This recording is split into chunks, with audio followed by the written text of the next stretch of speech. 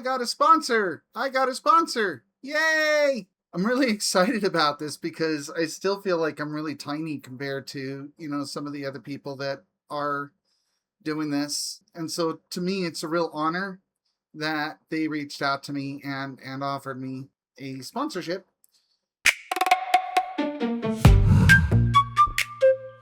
Honey, I need more Poggers energy drink.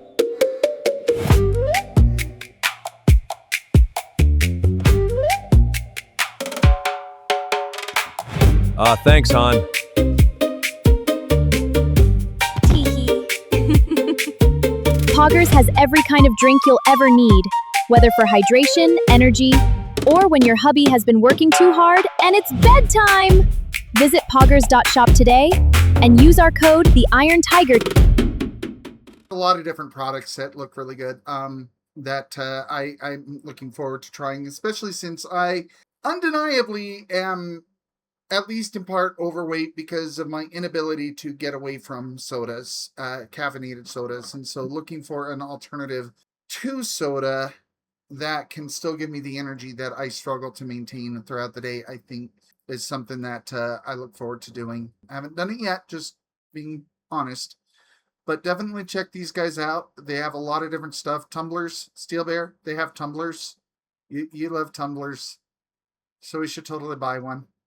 I just thought I should bring them up since they were gracious enough to reach out to me, and hopefully my concerns about what's happening on the global stage did not deter them.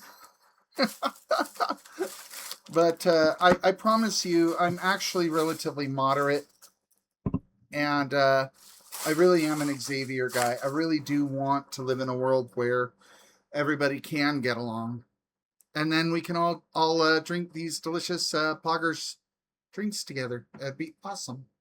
Moving on. Last week, you guys asked me if I could talk about inflation a bit and why I think inflation is impacting the market. Because I had made a comment about how the numbers that we're looking at on the market are not necessarily real. I kind of take a Austrian school perspective. So in other words, Mentis Wave and I would get along really, really well because he and I look at the economy from a very similar lens. In fact, I think the same lens. I am not convinced that the record highs that we've been seeing have any kind of real prosperity people think that they do. Yes, some companies have improved, some have increased sales, some have developed better products, become more efficient, and created genuine value, and I'm not denying that. What concerns me is how much of the market's apparent growth is not actually value added, but simply the result of inflation. And the numbers are higher because the dollar is worth less, and therefore it takes more of those dollars to acquire stocks, artificially inflating the value of the stock. When the money supply expands and interest rates are artificially suppressed, that new money does not enter evenly into the market. It tends to move through the banks, it moves through government spending, credit markets, and real estate, and financial assets first. And that means that stock prices can rise long before ordinary wages or the production of real goods and services catch up. And that's a problem. Suddenly everyone feels wealthier because their portfolio is worth more, but are those companies producing proportionately more? Are they earning proportionally more? Have they created enough added goods and services, new technologies, or have they been productive in a way that justifies those values? And in a lot of cases, I'm just not seeing that. We're just seeing more dollars chasing the same collection of assets. That's the distinction I think people miss. There's a difference between nominal wealth and real wealth. A stock going from $100 to $150 does not necessarily mean that society has become 50% wealthier. Part of that increase may reflect legitimate growth, but part of it may simply be reflecting the declining purchase power of the currency.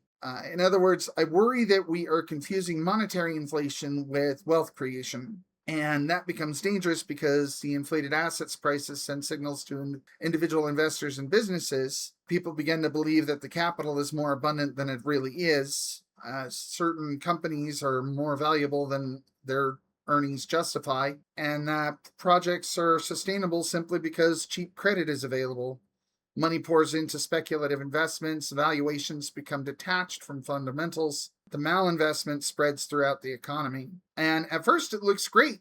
At first it looks really good, but really does is it creates a sort of bubble that keeps getting bigger and bigger and bigger. So it creates the illusion of prosperity.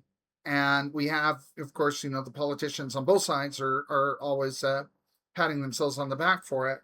And the market keeps climbing, retirement accounts look healthy, and then politicians and central bankers point to the numbers and look, everything's great, everything's great. And then the balloon bursts. And then all of a sudden, everything's a disaster. Rising price is not the same as rising value. And that's one of the reasons why we need to stop inflating the currency. And why I think that deflation would be okay, because we would be removing some of this fakeness by increasing the value of the currency rather than decreasing it. And that increase in the value, of course, would have a long-term benefit of when we see growth, it's real growth rather than the artificial growth created by inflation. I mentioned my concerns that we are facing a bubble. I am not claiming that every gain in a stock is fake or that a crash is imminent. In fact, far from it. I think we're a long way from that. But I am saying that the higher the market rises without corresponding growth in productivity, earnings, and real economic output, the more fragile these valuations become. And I am less worried that the stocks are expensive because companies are worth more. I'm more worried that they are expensive because the dollars are worth less. And that's what I meant when I was saying that I think that the numbers that we're seeing on the stock market are inflated and fake, which is one of the reasons why even though I am an investor by trade, I am encouraging extraordinary caution when you're doing your trading. And right now, the safest thing to do is again, not financial, definitely be very, very careful, not offering advice. But what we are doing is focusing long-term on commodities and especially those that pay dividends. I think that's the safest thing to do, is to try to establish a passive income and try to avoid the peaks and the valleys, the dips and the just try to steer clear of that, because I think we're a few years off from the bubble bursting, but unless we start to deflate the bubble, it will burst. And again, I'm having a real hard time getting people to understand why deflation, slow and controlled and methodical, is okay, because people are looking at the paper and they're saying, but on paper, I'm rich. Well, on paper, a couple weeks ago, Elon Musk was a trillionaire, and now he's not, because there was a market correction. And now we're looking at getting closer to what the value of the SpaceX stock probably is. And so now he's no longer a trillionaire.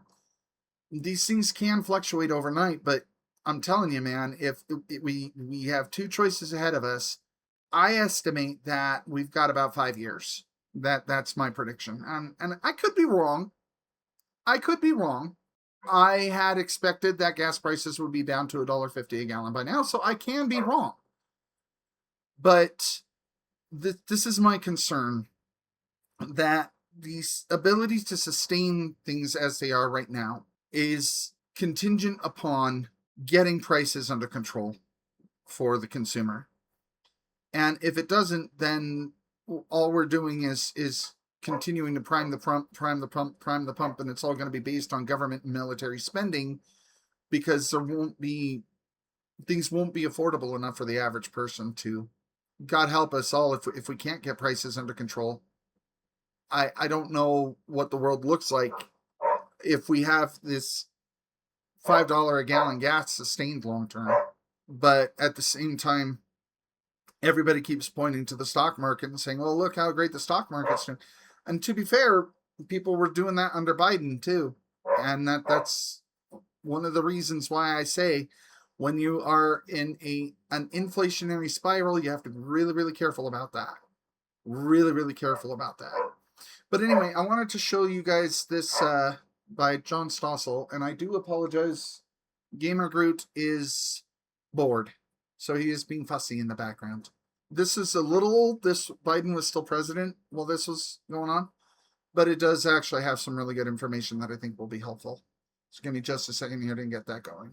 Costs are going up everywhere, from the grocery store to the gas station. Up 7% this year, the worst inflation in 40 years.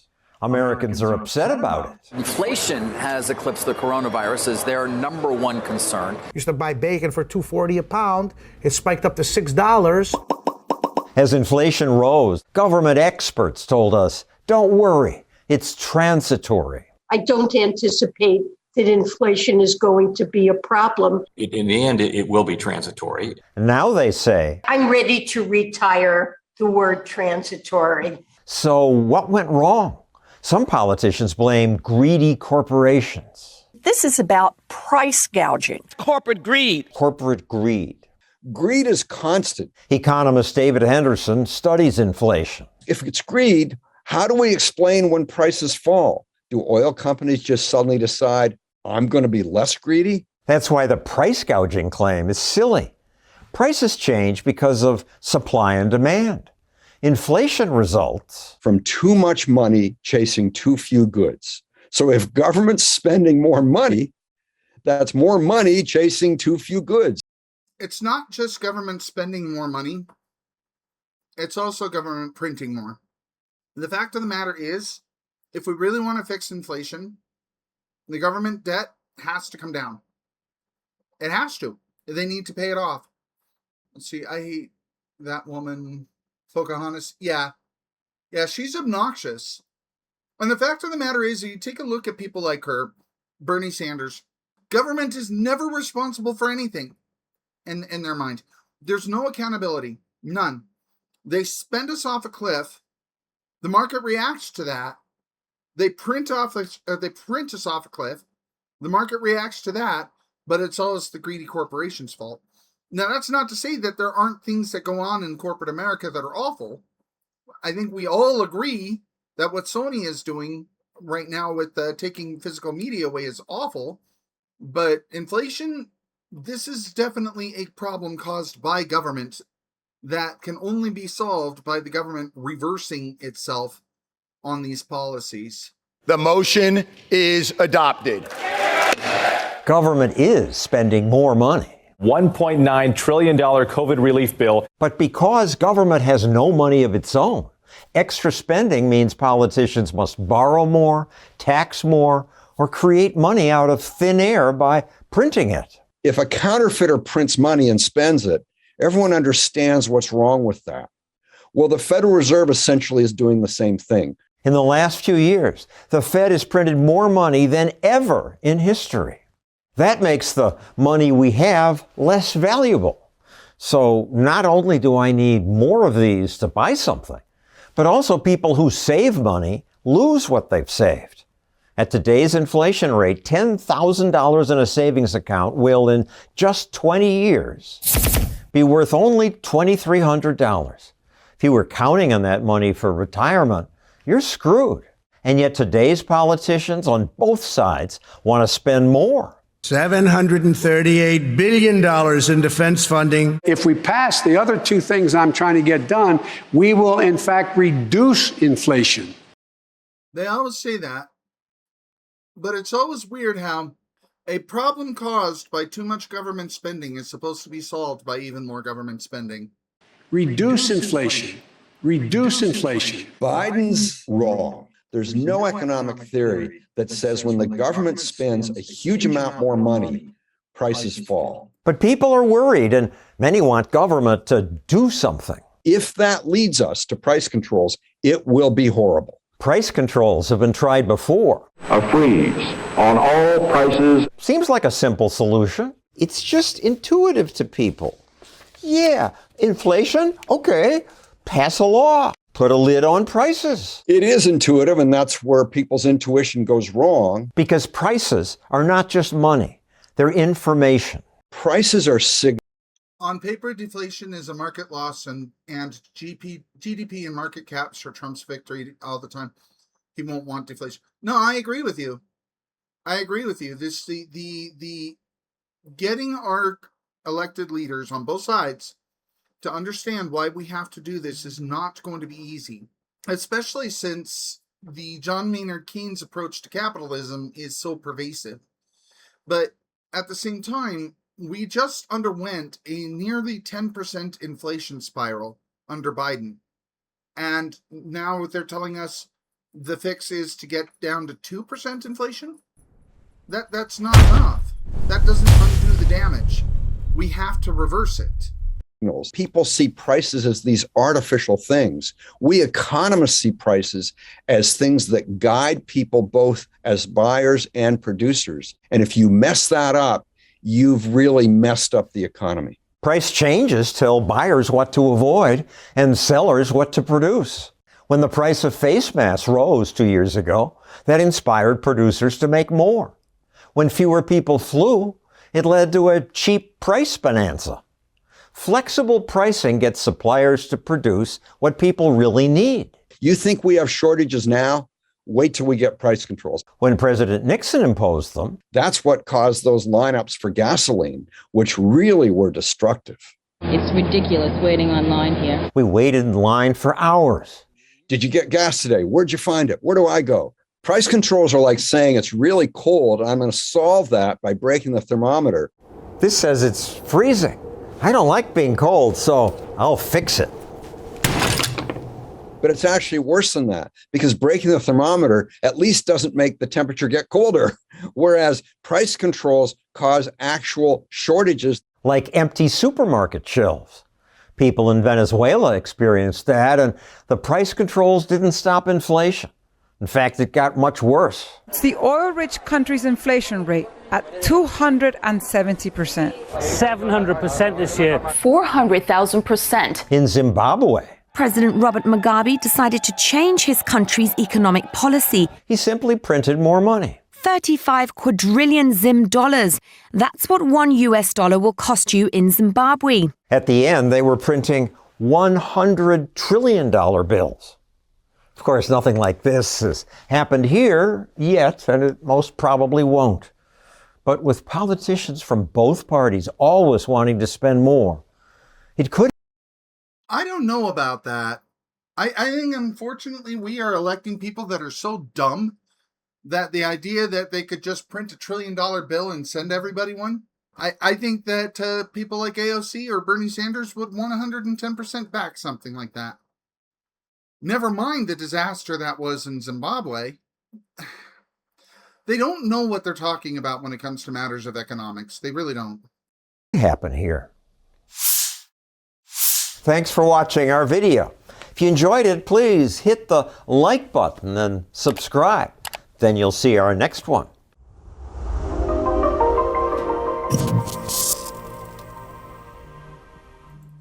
All right.